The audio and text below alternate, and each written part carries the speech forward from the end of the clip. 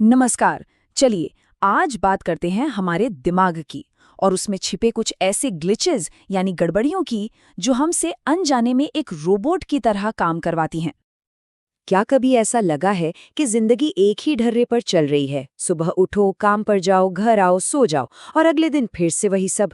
ऐसा इसलिए हो सकता है क्योंकि हमारे ज्यादातर काम हमारे सोचे समझे फैसले नहीं, बल्कि हमारे दिमाग में पहले से इंस्टॉल हो चुकी कोडिंग का नतीजा होते हैं। तो आज हम क्या-क्या देखने वाले हैं। सबसे पहले हम समझेंगे कि ये रोबोट की तरह जीना आखिर है क्या। फिर हम अपनी सोच की 3 बड़ी गड़बड़ियों को पकड़ेंगे और आखिर में इस सबसे जरूरी सवाल का जवाब ढूंढेंगे कि हम अपनी सोच का कंट्रोल वापस कैसे पा सकते हैं। तो चलिए सबसे पहले ये समझते हैं कि ये रोबोट दिमाग असल में काम कैसे करता है। असल में हमारा दिमाग ना ज्यादातर वक्त ऑटो पायलट मोड पर रहता है। हम एक ही रूटीन में इतने फंस जाते हैं कि कुछ नया सोचने या करने की कोशिश ही नहीं करते। नतीजा, हम अपनी असली क्षमता तक कभी पहुंच ही नहीं पाते। ये ठीक वैसा ही है जैसे कोई मशीन बस अपना काम कर रही हो, इंसान की तरह जी नहीं रही हो। चलिए अब अपनी सोच की पहली गड़बड़ी को पकड़ते हैं। इसका नाम है भीड़ का खिंचाव। ये दूसरों को देखकर वही करने की हमारी एक बहुत पुरानी और शक्तिशाली आदत है। कभी सोचा है कि अगर सड़क पर कहीं भीड़ जमा हो तो हम भी रुककर देखने लगते हैं, भले ही हमें पता ना हो कि हो क्या रहा है। आखिर ऐसा होता क्यों है? वेल, इसकी जड़ें बहुत गहरी हैं हमारे एवोल्यूशन में। सोचिए, हजारों साल पहले हमारे पूर्वजों के लिए झुंड में रहना ही जिंदा रहने की गारंटी थी। अगर कबीले में सब अचानक एक दिशा में भागने लगते तो रुककर सवाल पूछना बेवकूफ़ी होती। सबसे सही यही था कि बिना सोचे समझे आप भी भागो। इसी को कहते हैं हर्ड मेंटालिटी, या सीधी भाषा में कहें तो भेड़चाल। आज भी जब हम देखते हैं कि ज़्यादातर लोग एक ही फ़ोन खरीद रहे हैं या एक ही ट्रेंड को फॉलो कर रहे हैं, तो हमें लगता है कि वही सही होगा। और हाँ, मार्केटिंग की पूरी दुनिया इसी एक साइकोलॉजी पर तो टिकी है। अब मिलते हैं हमारी सोच की दूसरी गड़बड़ी से। इसे हम कह सकते हैं अंदर का एक्सपर्ट। ये हमारी वो आदत है जिसमें हम खुद को असलियत से कई ज़्यादा काबिल मान बैठते हैं। ये कुछ ऐसा है, जब हम किसी काम में कामयाब होते हैं तो हमें लगता है वाह, ये सब मेरी मेहनत और टैलेंट का कमाल है। लेकिन अगर उसी काम में फेल हो जाएं तो हम कहते हैं क्या करें, किस्मत ही खराब थी या हालात ही ऐसे बन गए। ये दिमाग का अपने आप को बचाने का एक बहुत स्मार्ट तरीका है। और इस बात को साबित करने के लिए एक बड़ा ही मजेदार आंकड़ा है। एक स्टडी में ड्राइवरों से पूछा गया कि वे खुद को कैसा ड्राइवर मानते हैं। पता है क्या हुआ? 93% लोगों ने कहा कि वे एवरेज से बेहतर ड्राइवर हैं।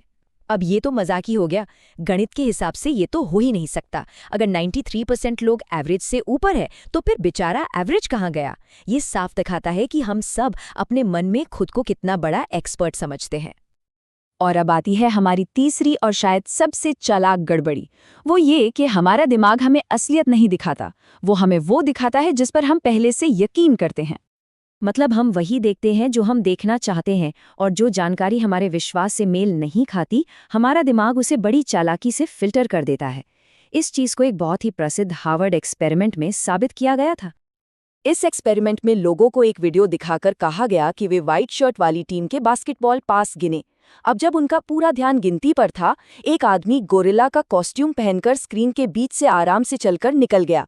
अब कमाल की बात सुनिए, आधे से ज्यादा लोगों को वो गोरिल्ला दिखा ही नहीं। उनका दिमाग पास गिनने पर इतना फोकस्ड था कि उसने सामने खड़ी एक इतनी अजीब चीज को ही अनदेखा कर दिया। इसी को कहते हैं कन्फर्मेशन बायस।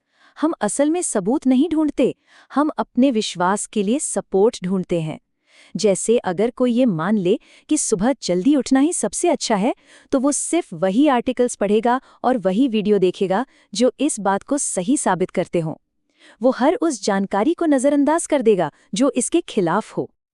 तो ठीक है, हमने अपने दिमाग की इन ऑटोमेटिक गड़बड़ियों को तो समझ लिया, पर अब सबसे बड़ा सवाल ये है, इनसे छुटकारा कैसे पाएं? अगर हमारा दिमाग एक रोबोट की तरह ऑटो पायलट पर चलता है, तो क्या कोई मैनुअल ओवरराइड बटन है? हम अपनी सोच को डीबग कैसे कर सकते हैं? हाँ, बिल्कुल है। इसके लिए 3 बहुत ही आसान तरीके हैं।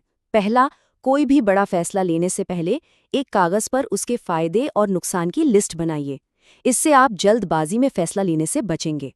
दूसरा, किसी ऐसे भरोसेमंद दोस्त से फीडबैक मांगिए जो सच बोलने से न डरे। और तीसरा, लिमिटेड टाइम ऑफर, जैसे मार्केटिंग के जाल को पहचानिए। इनका एक ही मकसद होता है, आपकी सोचने समझने की शक्ति को हाईजैक करना। और देखिए, यही इस पूरी बातचीत का निचोड़ है। एक इंसान की तरह सोचने का पहला कदम ही ये पहचानना है कि हम कब एक रोबोट की तरह बर्ताव कर रहे हैं। जब तक हम ये मानेंगे ही नहीं कि हमारा दिमाग ऑटो पायलट पर है, तब तक हम उसका कंट्रोल वापस ले ही नहीं सकते। तो अगली बार कोई भी फैसला लेने से पहले बस एक पल के लिए रुकिए और खुद से पूछिए, ये फैसला कौन ले रहा है, आप या आपके अंदर का रोबोट?